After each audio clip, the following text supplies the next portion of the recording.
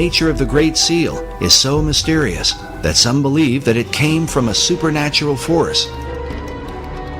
An account recorded by Dr. Robert Hieronymus in his book, Founding Fathers' Secret Societies, says that the Great Seal was given to Thomas Jefferson by a mysterious cloaked figure. The account reads that Jefferson told a strange story. A man approached him wearing a black cloak that practically covered him, face and all, and told him that he, the strange visitor, knew they were trying to devise a seal, and that he had a design which was appropriate and meaningful. Jefferson, of course, looked at it, according to this story, and said, "This is it.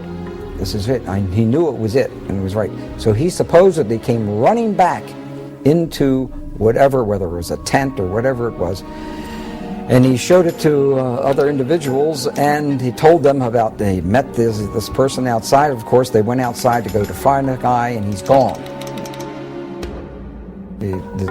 So supposedly we'll never find out who designed the Great Seal of the United States. While Dr. Hieronymus admits that he is skeptical about such stories, there are others who claim to believe them to this day.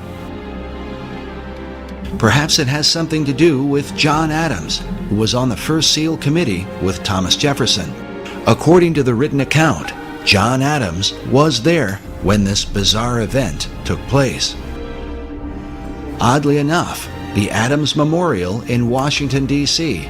is adorned with this mysterious cloaked figure. Perhaps it's just a coincidence. The American $1 bill is full of magical symbolism.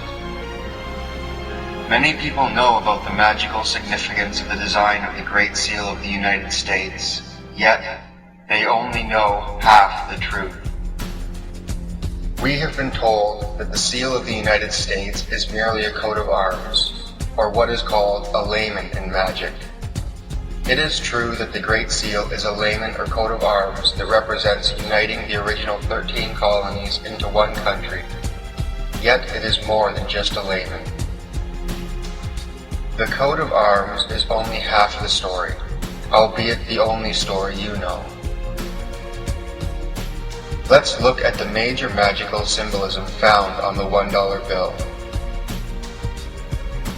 Looking at the obverse or front side of the $1 bill, our eyes land directly on the image of George Washington, and we are immediately reminded of his Masonic heritage. George is framed by the Greek letter Omega. The Omega on the $1 bill is a direct reference to God. Omega is the end of an old way of life for the start of a new, better way. On the square on the Treasury Department seal, there are 13 pentagram stars. The most frequently used symbolic reference found on the $1 bill is to the number 13. Through the Hebrew system of gematria, letters are broken down into numbers. The words love and unity both equate to the number 13. Found on the reverse or back side of the $1 bill is a wealth of highly significant magical symbolism used in Western Kabbalistic ceremonial magic. On the center of the bill is the only English phrase used on the reverse side. It reads, "In God we trust." "In God we trust" came from a hymn or invocation to the American people by Aleister Crowley. It is an invocation to manifest the new aeon or age and drive America and the world into independence. The real magic takes place on the Great Seal of the United States. On the obverse side of the Great Seal, there are 13 stars above the eagle's head, 13 stripes in the shield, 13 leaves on the olive branch, 13 arrows in the eagle's talon, and then 13 letters in the phrase E pluribus unum, which makes for 2 points on either side of the eagle's head, for the 6 points total of the hexagram. Furthermore, the 13 pentagram stars are united into one hexagram star, symbolizing unity of man or woman with the universe, the unity of the macrocosm and the microcosm. As above, so below. As below, so above. A pentagram represents the microcosm, which is related to a human. A hexagram represents the universe. When a hexagram is superimposed over the pyramid, the letters A, S, M, O, and N are connected.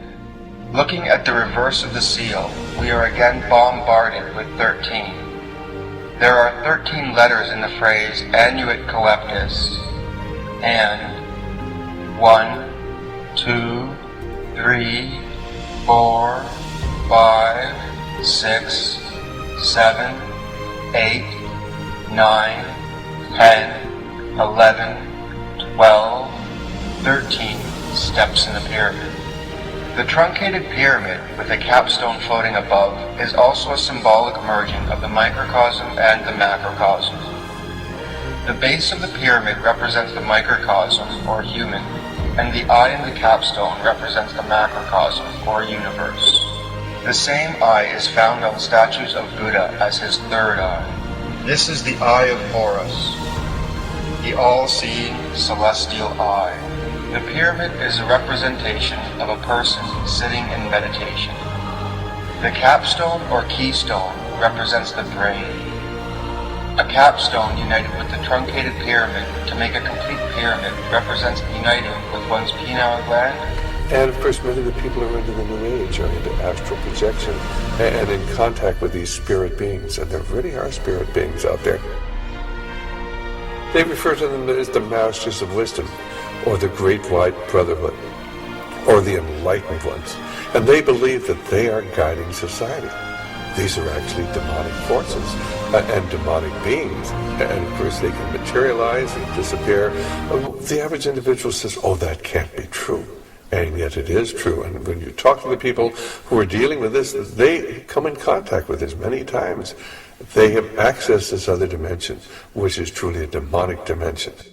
Opening your third eye is what this book is all about.